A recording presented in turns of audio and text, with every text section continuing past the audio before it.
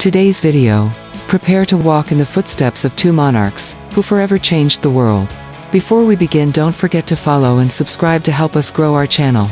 Isabella I of Castile, and Ferdinand II of Aragon, are names that echo through the grand halls of Spanish history. Often called the Catholic Monarchs. Their union in the late 15th century marked the beginning of Spain's transformation, from a fragmented collection of kingdoms into a unified European powerhouse. But beyond royal titles and sweeping reforms, Isabella and Ferdinand left a legacy that can still be touched and explored today through ancient palaces, majestic cathedrals, medieval castles, and bustling towns where their history is etched into stone. Born just a few years apart, Isabella in 1451, and Ferdinand in 1452, these two rulers came of age in a Spain riddled with political intrigue and fractured authority. When Isabella inherited the throne of Castile in 1474, and Ferdinand became King of Aragon in 1479, their joint rule wasn't just a political alliance, it was the beginning of a new era. Their marriage in 1469 in the Palacio de los Vivero, in Valladolid, wasn't only a romantic union. It was a calculated political maneuver that would bring together the two most powerful kingdoms on the Iberian Peninsula. Travelers can still visit Valladolid today, a charming city in northwestern Spain filled with Renaissance architecture and echoes of royal ceremonies. The very palace where they married still stands, a quiet yet potent reminder of the moment Spain began its journey toward unification. Together, Isabella and Ferdinand embarked on a mission to consolidate their rule and solidify a national identity rooted in Christianity. One of their most defining and controversial actions was the initiation of the Spanish Inquisition in 1478. Intended to enforce religious orthodoxy, the Inquisition targeted conversos, Jews and Muslims who had converted to Christianity but were suspected of secretly practicing their former faiths. While this chapter casts a dark shadow over their reign, it is an integral part of understanding their legacy. Don't forget to follow and subscribe to help us grow our channel. For those drawn to this complex history, a visit to Seville is essential. Seville was one of the Inquisition's key centers. And the old castle of San Jorge, the site of a historical museum, was once the headquarters of the Spanish Inquisition.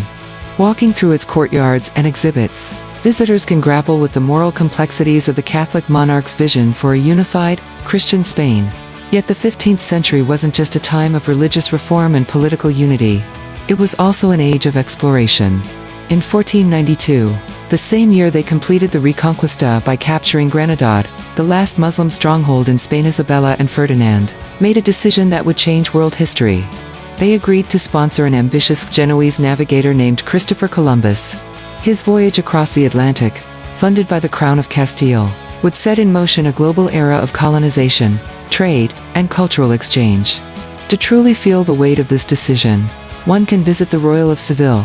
This stunning palace, originally a Moorish fort, and later a royal residence, was one of the key places where Columbus met with the monarchs. Today, its intricate tilework and elegant gardens are a feast for the eyes and a reminder of the wealth and ambition of the court that dared to fund voyages into the unknown. Granada, too, tells an unforgettable chapter in this royal saga.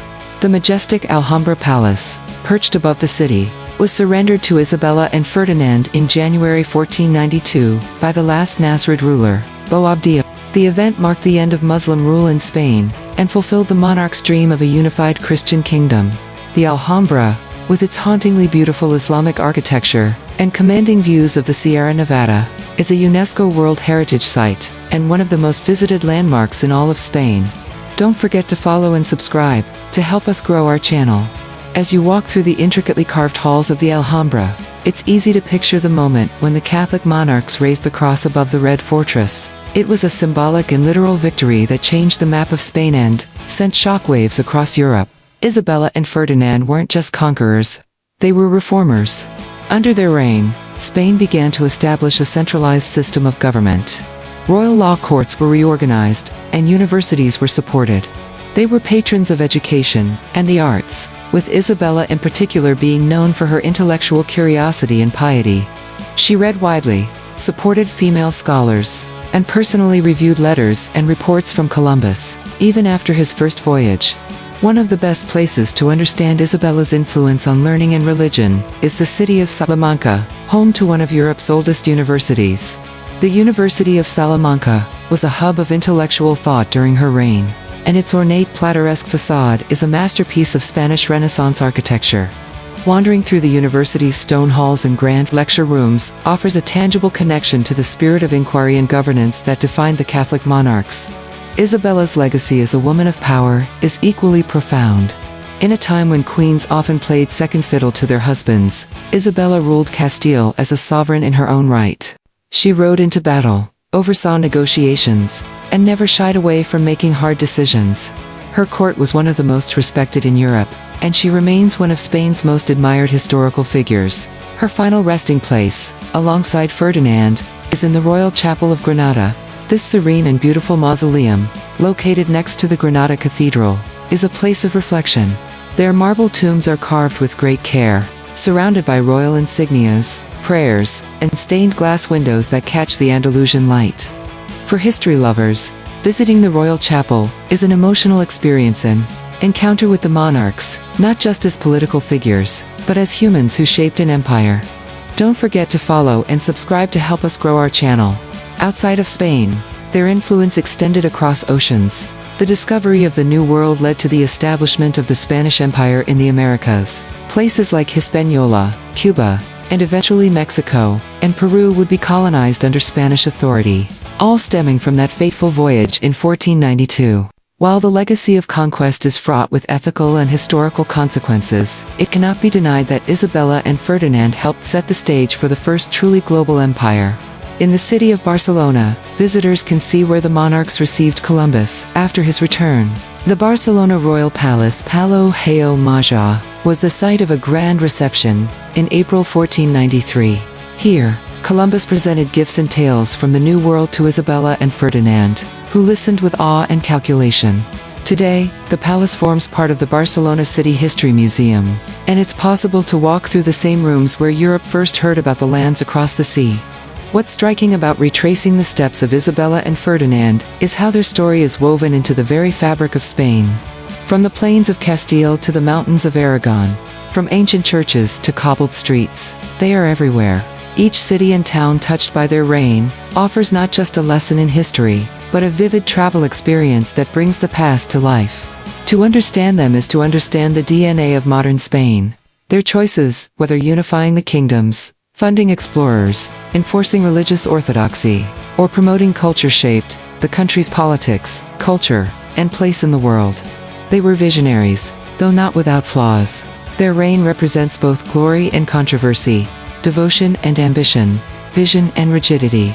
Even centuries later, their legacy continues to inspire storytellers, filmmakers, historians, and travelers alike.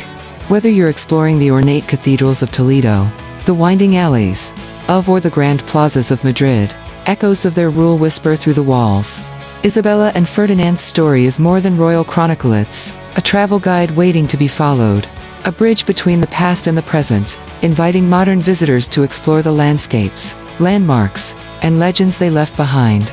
So pack your bags, grab a notebook, and prepare to walk in the footsteps of two monarchs who forever changed the world.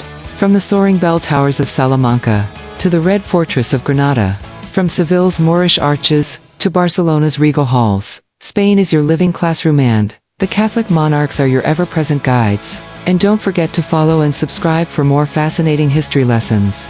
Until next time, keep exploring.